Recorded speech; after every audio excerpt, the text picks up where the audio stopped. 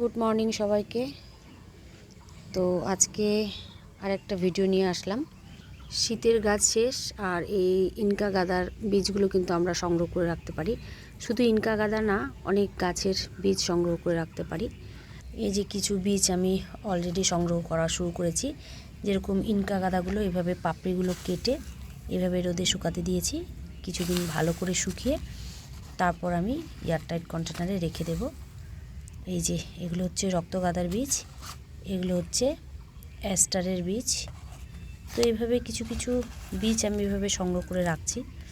তো চলো আজকে পাথরকুচি গাছটা একটু দেখাই। পাথরকুচি গাছের পাতা থেকে খুব সহজেই গাছ হয়, আমরা সবাই জানি। একটা পাতা অনেক গাছ। আর এই গাছের কিন্তু ঔষধি গুণাগুণও অনেক, পেটের পক্ষে খুব ভালো এই গাছের পাতার রস। তো এই যে গাছের সাইড থেকে স্টিক বেরিয়ে এই গাছেরও ফুল হয়, দেখাই ফুলটা খুব সুন্দর দেখতে।